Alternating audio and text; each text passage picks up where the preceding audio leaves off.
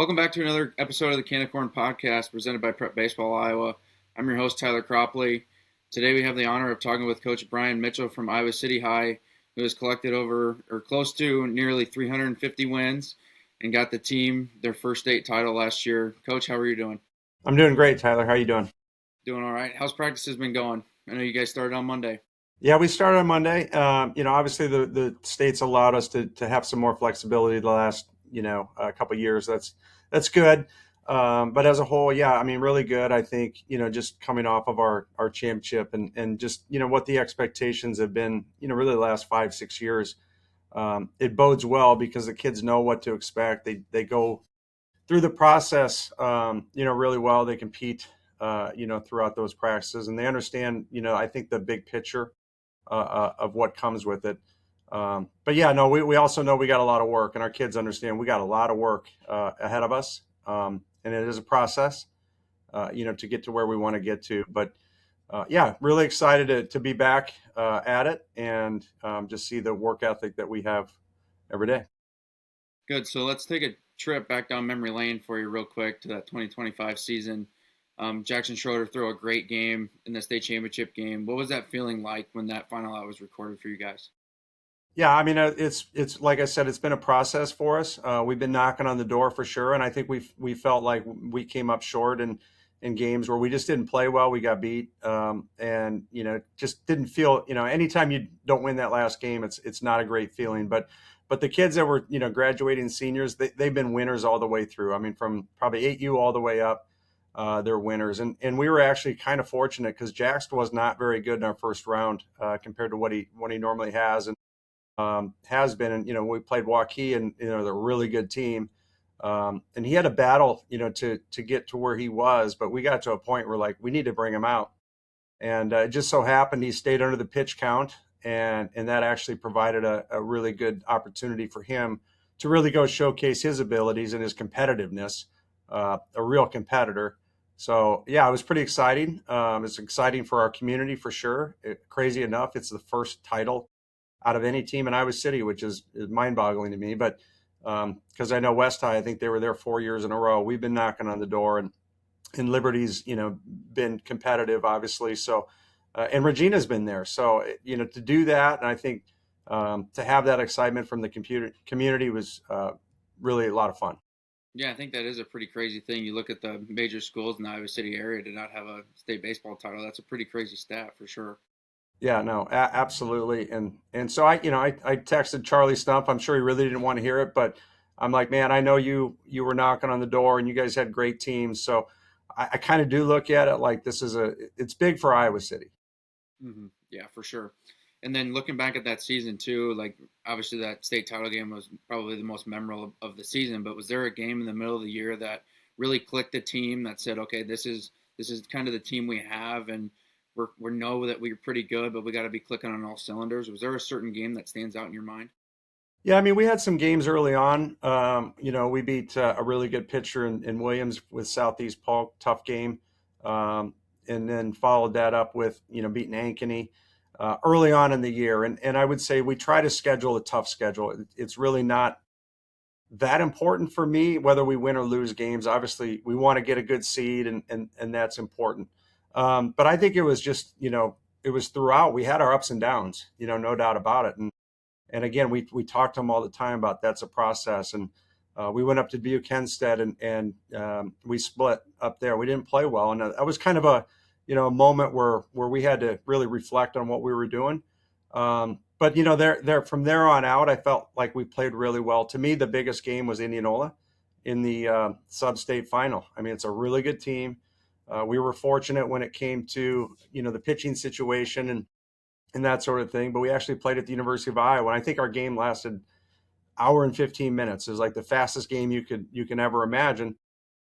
But it was a high intense, just there was so many tense moments there that that was just a really big win for us, obviously in that tournament. But I would look at that game as being the most significant. Yeah. So then going back to that too, kind of like it's a big significant game, but was there something that like pushed the group over the edge, whether it was mentally, physically? Was there something culturally wise that said, guys, stay the course, and it'll all work out? Was there something that happened during that too?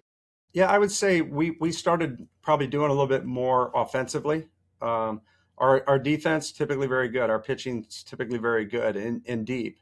So we had full confidence in that. But offensively, we kind of need to get going a little bit, and we did that probably midway through the season. I think that was the kind of the big thing that changed for us. Drew Nye, who's playing JUCO now, he had a really great state tournament, and I think that was a culmination of he just put in a lot of work throughout the season, and was able to peak at the right time. Dom Salibi, same thing. Dom has been a really good player for 3 years, but probably the first half of the season maybe wasn't where he wanted to be. And again, he kind of peaked at the right time and really had a great state tournament. So I think it was offensively. We just put in a little extra work. A lot of mornings, right? Late mornings, our kids would come in and hit and get that extra work, and then come back to the field. We typically practice at night, so they got an extra hitting, and then we did our normal routine for practice too.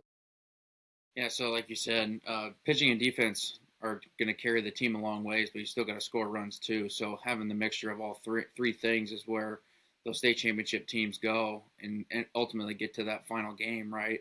But being able to click on all cylinders at the right time is the biggest thing as well.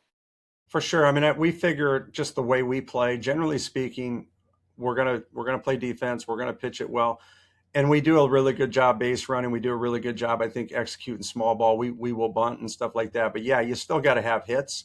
Again, I look at Drew Nye in the Waukee game. We're down 3-0, and he had a 2-run home run that just changed the momentum. Things like that. Dom Salibi hitting gaps.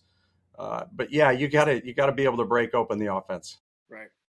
So, what was the biggest challenge for you in the 2025 season, and how are you going to carry that forward into the coming year? Well, I would say, you mean going into this year, what's the biggest challenge? Yeah. Yeah, I think we lost our infield.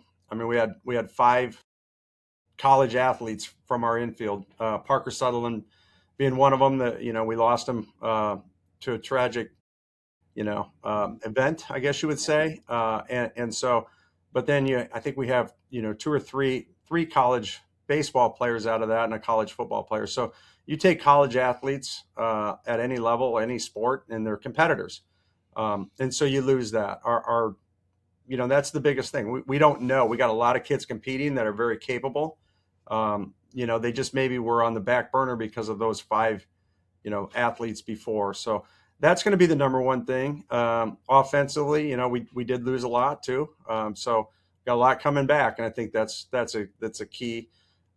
We have pitching coming back, but not the depth, that we've had. So we're going to definitely have to have some kids step up, like we did last year. I mean, Adam Bowman was, we thought highly of him coming in, but he had an unbelievable season, and I don't think we expected, the season to go that well for him, even though he's got good stuff. So, I think that's it. We've got to really figure out that infield. Our outfield's really solid. And then, just the pitching depth, because that's the key in 4A. You play so many games in a week, and if you can have real good depth, on the mound, you're going to win a lot of games, and it gives you that opportunity for that high seed, which we always strive for, that 1 seed. I care less about our conference. Sometimes it's just not as important to me. It's really about, how do we prepare ourselves to be peaking at the right time? And ultimately, you want that 1 seed because it's hugely, valuable in 4A. Yeah, for sure, especially with how the brackets are set up in the 4A class, pitching wise, to have that. So then, kind of, how are you guys handling the title of defending state champs this year, coming into this 2026 season? Is it a coaching philosophy that you guys are kind of telling them to listen to, or is it kind of like, hey, stay the course and we'll go about our business and we don't worry about the target on our back? Yeah, I mean, look, everybody knows we lost a lot of players. Of course, we're gonna, we've had that target for a while, and I think that's a great thing. It gets people excited to play us, and it gives us a lot of reason to be excited, to be ready to go. So I would just say this. I mean, I don't think we changed at all. We did enjoy it. Actually, I think the benefit of winning that title is you have a lot of kids that want another, shot at it, and maybe people, players that weren't on that team coming up that they want a shot of that too. They really, they saw the you know the glory that goes with that, I guess, and they want that for themselves. So, but philosophically, we do what we do. We really compete. That's what we talk about all the time. And you talk about offense and things like that. Well, we got to get back to how do we score runs? And our philosophy is you put pressure on teams all the time. You're constantly putting pressure, and if you're not competitive in the box, if you're not competitive with base running, then we will not have the success that we want. Our kids have bought into that; they understand that. So nothing from our vantage point has changed. We work them just as hard and push them just as hard, and I think just watching them respond, and truthfully, some of our seniors, the way they go about, when you go through base running, a lot of times, individuals will coast in that situation. Well, we got leaders, and those leaders, they set the tone, which if you're not following that, then, you're missing out on a great opportunity. And I think that's, like you said, that's a culture thing, right? Is those seniors now who are coming into their senior year learned it from those ones before them, and they're making sure that the young ones know this is how everything's done, even when we're not here, right? And I think that's a big, big thing, especially with programs that succeed, is they have it from year in, year out, and it's not just every couple of years where they're having those good leaders coming through the clubhouse. That's right. And I think, I learned a lot from your old JUCO coach, in the point game. So we play the point game a lot, and it's very competitive. And I think that's been a big boost for us, probably again the last 5, 6 years. Sometimes it's overly competitive, and we forget exactly why we're doing things. But I love seeing that. And so again, I think we work our really hard in practice, but they have a great time competing, and there's a lot of fun that goes with being good. Right. Competition's the best thing for a team overall, especially if you can do it in a practice setting and not at 7 o'clock on a Tuesday night, because they're getting that experience all the time, right? They're knowing that they got to compete, whether it's somebody's throwing BP or the machine. Like, okay, we're trying to score as many runs or get to as many bases as possible because it all means something. But yeah, I remember some point game days over at Iowa Western where we're running it, and it gets heated because you want to turn the double plays to get them some negative points, and you want to just keep running to make them field the ball and throw the ball, like handle the baseball at the end of the day. So yeah, I got a lot of memories from doing that as well. Yeah, for sure. It's still, I mean, the guys, from the past and today, that they cannot wait to play point game. Yeah. So I'll finish up with one more question for you. What is one piece of advice for a young head coach who is taking over a program, and how do you think that he should like mold his program into being? Like, what's the best piece of advice you got for him? Well, I got a lot. Some of it's good, some of it's bad. I think most of it is you learn from mistakes. There's just you can't be afraid to try things, and for us, I've evolved like 180 since I started coaching, and I had played professional baseball. I was a terrible infielder, and it drove me nuts. And so, we went out to Nate Trosky, Trent Mongero, brought people, into Iowa City to help us in areas that we weren't good. We've had, hitting coaches from Teacher Man to Brandon Barrel, and just lots of different people that we brought in. Main reason is, there's a lot of things I don't know, and I'm never fearful of bringing people in smarter. So I would say that, you don't want to put yourself in a position where you think, like you got to be smarter than everybody else. You don't. Second thing for me is you got to get your community and youth involved. And that for us is really important. And, when we have really good youth coaches, we have really good teams. For instance, that state championship team, they had great youth coaches, and those coaches brought them up in a competitive way. They learned the game. They went to the ABCAs with us. They, a lot of those things, just became, the culture. And when you're not as good, maybe you don't have quite that buy-in from the staff to go out and learn and, stuff like that. So I guess my simple advice is, don't feel like you got to know everything, because you won't, you don't. And don't feel like, defensive about, people bringing ideas and other things like that to the table. But you got to be true to your core on what your philosophy is. We have a real simple philosophy. We're going to outwork everybody. We have a simple philosophy. We are going to put pressure on teams and compete. Doesn't mean we always win, but we sure want to walk out of there knowing that we competed. And when we don't compete, we're not afraid to have that conversation. And sometimes as coaches, we get out coached. And you got to own that too. So I would say we're very transparent on a lot of things. But the biggest thing is just creating a culture of competitiveness. And with that competitiveness comes a lot of fun.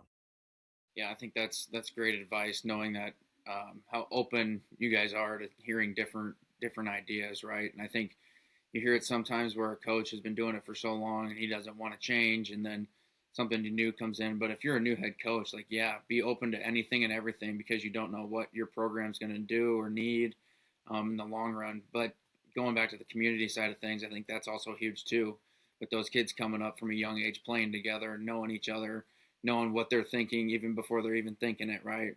That is a very, very big thing. And it's really big to me because they want to play for their school.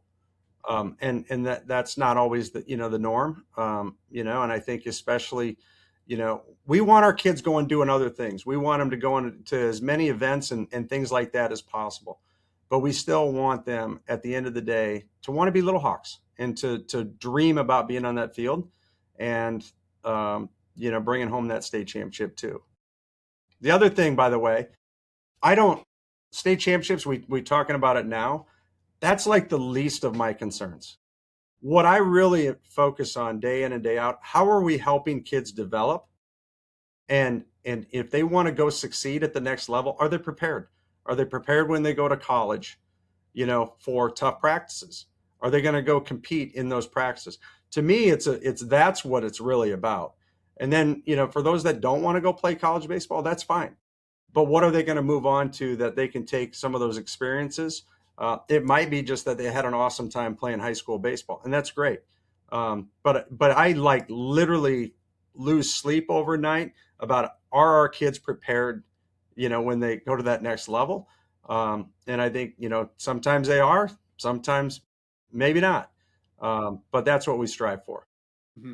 Yeah, I think that's the biggest thing. Is most of the better coaches that I ever played for were the ones that were like, hey, I'm going to make you into a ball player, but at the same time, I'm going to make you a good person. And whether you play baseball for another year, 4 years, 5 years, 10 years, like, at the end of the day, I want you to be a good human too. And I think that's the culture that you're setting in the players, like, to get them to the next level. And I think you're doing a really good job at it. Yeah, I appreciate it. Yep. Well, Brian, I appreciate your time. And good luck the rest of the season. Tyler, thanks a lot. It's been great getting to know you, and I share some of your advice sometimes on how to hit pitches with rides. So I don't know if you even know that, but I do. So thanks. Well, that's good. All right. For the Can of Corn podcast and Tyler Cropley, thank you everybody for watching.